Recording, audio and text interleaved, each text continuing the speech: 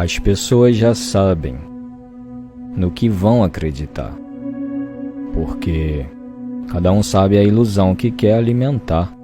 Que diferença faz a verdade se cada um vai acreditar naquilo que quer? Desde o início nós fomos ensinados a acreditar em alguma coisa. Nós nunca nos importamos se essa coisa era verdade ou não. Isso nunca fez diferença, desde que o objetivo fosse alcançado, que é trazer o conforto mental, emocional. Alguns poucos ousam atravessar para o outro lado e começam a questionar o que te ensinaram a chamar de sagrado. Ora, aquilo que você aprende a chamar de sagrado, você aprende a não questionar. O que é sagrado não se questiona. Qualquer um que se levante contra essa verdade é considerado um herege. Mas se você vai a fundo nas coisas, se você não se conforma com respostas prontas, se prepare. Você vai estar constantemente numa posição desconfortável, com uma sensação crescente de que você está no lugar errado. Essa sensação é o que faz você se tornar um buscador da verdade.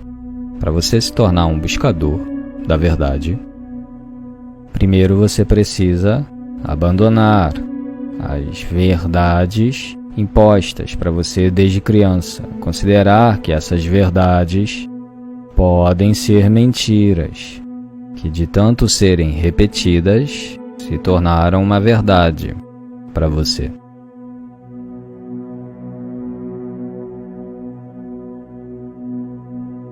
Muita coisa não bate. Se você examinar a fundo as escrituras, essas fontes que eles usaram para hoje apresentar para você o sistema céu, inferno, Deus, diabo, os fundamentos foram adulterados, textos foram reinterpretados, a começar pela origem de Lúcifer. Essa palavra Lúcifer é uma tradução de Rei Léo. Ela aparece lá em Isaías 14:12, que diz da estrela da manhã que cai do céu.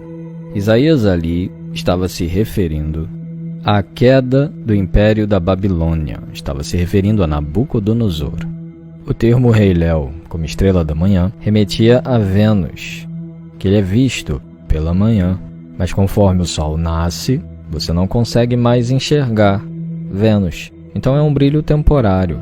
Então ali Isaías fez essa conotação de sentido de que o rei Nabucodonosor se colocou numa posição de engrandecimento, de envaidecimento, mas que logo logo o império dele iria cair, como a estrela da manhã que brilha por pouco tempo. Ali estava sendo abordado política. Isaías em nenhum momento se referiu a um ser, a um personagem, ao Lúcifer. Naquela época não existia uma noção do antagônico, do adversário, do Deus hebreu, do Criador. Não existia a noção de um demônio. Não existia nem mesmo uma hierarquia angelical definida. Tanto é assim que no próprio livro de Isaías, mais à frente, no capítulo 45, versículo 7, você vê Isaías mencionando que o Criador, o Deus hebreu, cria tanto o bem quanto o mal. Isso concorda com o pensamento judaico primitivo, o pensamento judaico antigo, de que não havia um outro ser fora do Criador, mas que o próprio Criador era o que manifestava tanto o bem quanto o mal. Esse era o pensamento judeu, hebreu da época. Então jamais Isaías iria se referir ao Lúcifer, a estrela da manhã, como um personagem, porque isso não existia na cultura deles, não tem nem cabimento uma coisa dessas. Então é nesse contexto que os textos antigos foram reinterpretados pelo Império Romano, que só mudou o nome fantasia para igreja.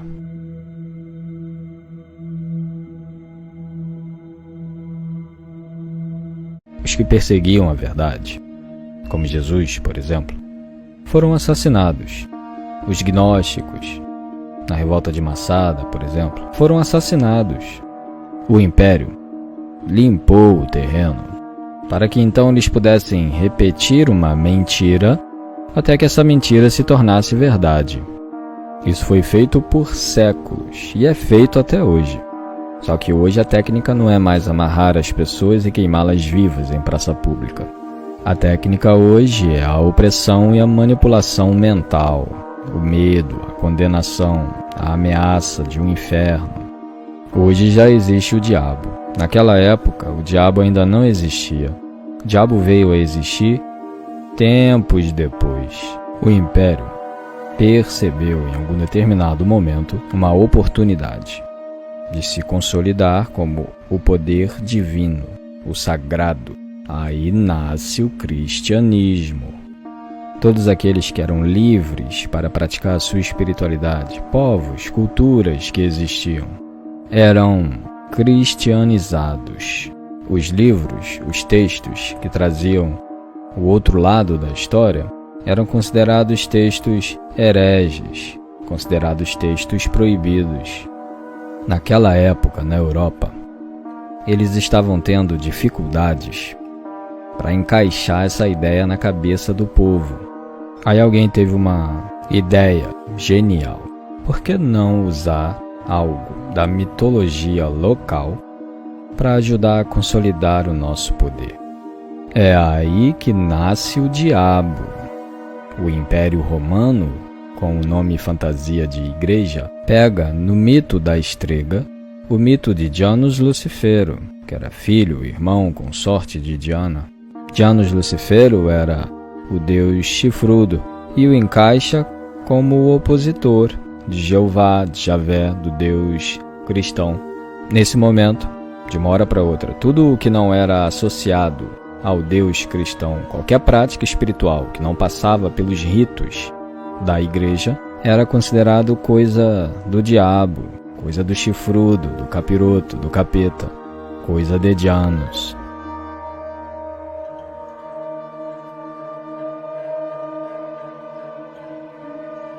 O povo hebreu não tinha essa noção de dois personagens antagônicos. Tudo era uma coisa só, que manifestava tanto o bem quanto o mal. Com os persas eles aprenderam essa dualidade quando viram a figura de Ahura Mazda e Arimã. Ahura Mazda é o deus totalmente bom, Arimã totalmente mau, que vivem em guerra entre si, tendo o céu e a terra como cenário. O deus hebreu, Yod-Heh-Vav-Heh, Jeová, Javé, Yahweh, não existia, até que os hebreus entraram em contato com a tribo Xosso, no Egito. Javé era o deus da tribo Xosso. Era um deus belicoso, deus de guerra, sanguinário. À medida que eles absorviam essas culturas, eles iam reinterpretando textos. O cristianismo romano absorveu todos esses elementos, reinterpretou todos esses textos, inclusive do Velho Testamento, introduzindo palavras e termos novos. Isso foi feito nos vários tratados e concílios que ocorreram durante a história. É a partir dessa reinterpretação, a Interpretatio Christiana, que nasce a farsa neotestamentária.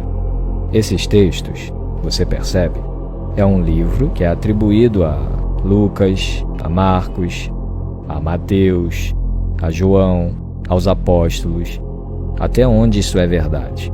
Você começa a enxergar nesses textos alguns absurdos, como por exemplo em Lucas 10:18, onde Jesus ajuda a concordar com a mentira, com a farsa, dizendo que ele viu Satanás cair do céu como um raio, colocando uma palavra, um personagem que pertence à cultura islã, que é o Shaitan, que é um djinn da cultura islã. Shaitan foi aquele que se recusou a se dobrar, se curvar diante da criatura, diante do homem. Então, Shaitan foi expulso da graça de Alá. Você começa a perceber que há um cruzamento de culturas aí.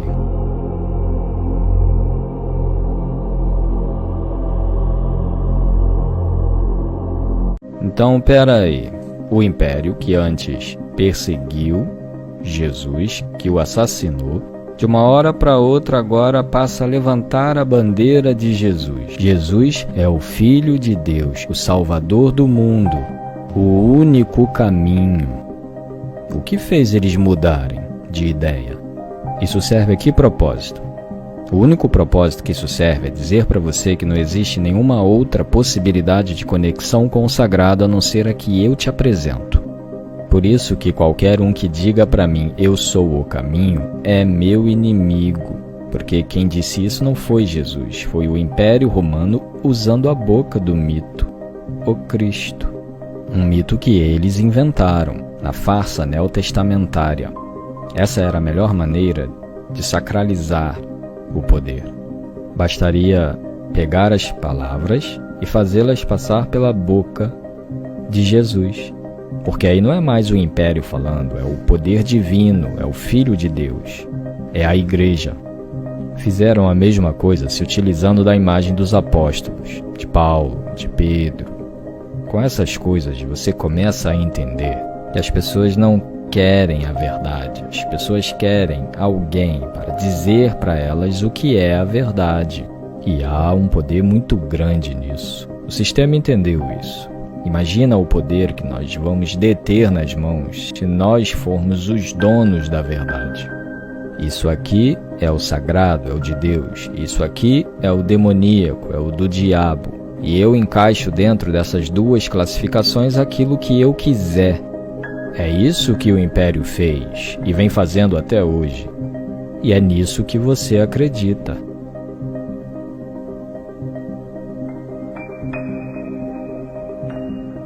Quando que isso surgiu? Quando que começou Lúcifer ser visto como um personagem antagônico de Deus, como um anjo caído? Eles se utilizavam de textos, como o livro de Enoque, para justificar a queda de anjos, mas se utilizavam disso até certa parte, a parte que lhes interessava. É tanta contradição porque o livro de Enoque nem é considerado como um livro sagrado, mas ele é usado para justificar parte desse mito. Então eles alteraram as coisas, porque lá no livro de Enoque, o motivo da queda dos anjos foi a fornicação, o pecado sexual. Eles caíram porque eles começaram a copular com as mulheres da terra. Daí nascem os gigantes, os Néfilins. Eles perceberam que associar este pecado da fornicação, pecado sexual, aos anjos não ia cair muito bem. Mudaram a história para o pecado da inveja, o anjo que quis ser igual a Deus.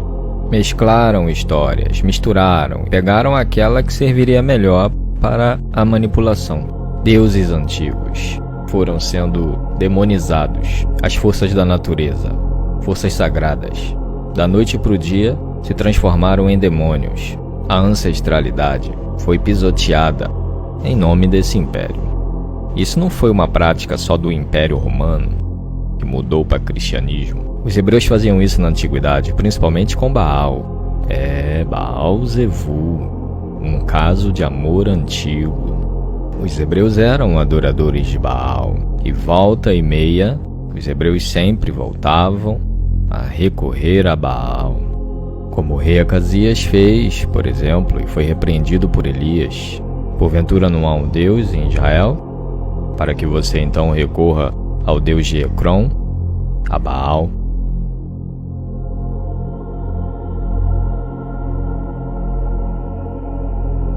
Baal representava uma ameaça espiritual para Israel.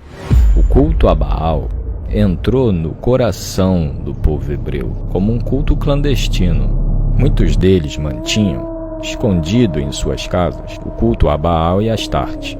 Então isso representava uma ameaça para Javé. Por isso, essa empreitada para tentar desmoralizar Baal a todo custo, a ponto de adulterar as escrituras nas traduções que foram feitas. Lá em 1 Crônicas, capítulo 8, versículo 33 e 34, diz que Saul teve filhos. Um desses filhos era Esh-Baal, que significa homem do Senhor. Jonatas, também filho de Saul, teve um filho e colocou o nome de Meriv-Baal, que significa Senhor que luta, o Senhor que contende. Lá em 2 Samuel, capítulo 4, diz que o filho de Saul era Esh-Boshet, o homem de vergonha, e o filho de Jonatas virou Mefi-Boshet, da minha boca sai a vergonha. A pessoa que traduziu o livro de Samuel não combinou com quem traduziu Crônicas. Eu achei que o nome do filho de Saul era Eshbaal e o filho de Jonatas, Meriv-Baal. Eles suplantaram a palavra Baal e colocaram a palavra Boshet, que é vergonha, numa tentativa muito infantil até de deteriorar a imagem de Baal. Fizeram isso também com o nome Baal Zevul, que seria o nome mais apropriado, Senhor exaltado. Pegam a palavra Zevul e troca por Zebub, que é uma palavra até parecida, que é mosca. Aí vira Senhor das moscas. O rei Acasias, quando ele sofre um acidente e fica gravemente ferido, ele pede os seus servos para ir consultar o oráculo de Baal. É um pouco estranho dizer que um rei pediria para os seus servos para consultar o oráculo do Deus das moscas. Essas traduções, a Septuaginta, a Vulgata, muita coisa foi adulterado ali, deliberadamente, de propósito. Quem garante que aquelas histórias que estão lá de Elias e os profetas de Baal, que o fogo cai e mata os profetas, quem garante que aquilo é verdade? Visto que eles adulteravam as escrituras deliberadamente, não tem como você confiar na procedência de textos que você já sabe que foram adulterados. Se um texto é sagrado, se é a palavra de um Deus, isso não pode ser alterado.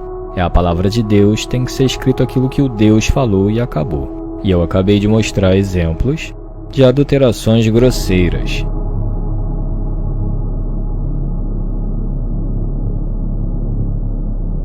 E eu vejo hoje muitas pessoas destilando versículos bíblicos nos meus vídeos, em comentários, tudo hipócrita.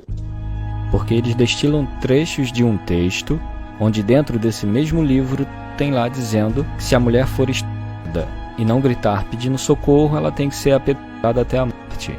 Dentro desse mesmo livro tem lá dizendo que a pessoa, se tiver alguma deficiência física, é considerada com defeito, não pode acessar o templo. Isso também está no mesmo texto que diz que Jesus é o caminho, a verdade e a vida. Está entre a primeira e a última página do mesmo livro que você, hipócrita, usa para julgar os outros. É engraçado as pessoas tentarem usar a Bíblia para justificar o moralismo, quando na mesma Bíblia, lá em Números, capítulo 31, você vê um episódio onde Moisés fica aborrecido com os soldados que retornaram da batalha contra os midianitas, e ele pergunta: ora, vocês deixaram as mulheres vivas e as crianças? Voltem lá, vocês vão matar toda criança, homem, e toda mulher, menina, que não conheceu o homem ainda, ou seja, virgem, deixe elas vivas para lhes servir para vocês. Isso quer dizer o quê? Esse absurdo. E a hipocrisia é tanta que é Moisés quem está dando essa recomendação. O mesmo que trouxe os mandamentos, onde um dos mandamentos é não matarás. Quanta contradição, Quanta hipocrisia. Mesma coisa sobre não cometer o pecado de idolatria.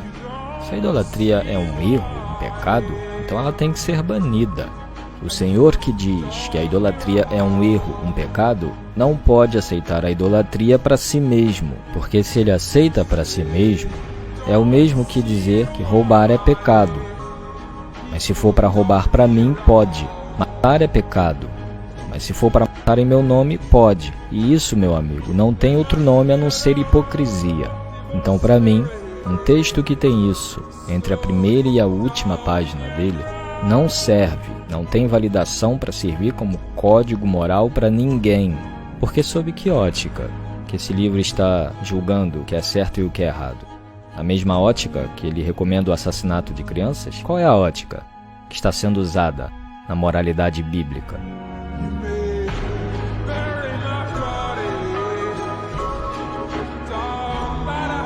E muitas pessoas me perguntam qual a minha opinião sobre a Bíblia. Eu não tenho a Bíblia como uma referência, um livro sagrado. Todos esses livros você vai encontrar deslizes, alguns absurdos. tentar impor isso goela abaixo de uma sociedade, usar como código moral, não dá certo, porque aí você vai ter que fazer vista grossa para muitos textos como esse de Números 31, por exemplo. Mas eles dizem, mas aquilo era outra época, era a época da lei. Mas é dessa mesma época que vocês tiram os versículos e textos para justificar a homofobia, ou para justificar o seu moralismo hipócrita, e eles escolhem a dedo os textos. Não é que eu tenho raiva do cristianismo ou da Bíblia, eu só não faço vista grossa para os absurdos que tem na Bíblia. Porque eu não tenho a necessidade de acreditar em nada. Eu não tenho a necessidade de sustentar uma utopia, uma ilusão. Eu já abri mão dessas coisas há muito tempo. Só faz vista grossa para essas coisas quem tem a necessidade de acreditar em céu e inferno, salvação e condenação, quem está preso dentro disso. E que precisa a todo custo sustentar isso, porque não sabe viver sem essas coisas, não tem coragem para viver sem essas coisas. Essas pessoas têm que fazer vista grossa para esse tipo de coisa. Eu não.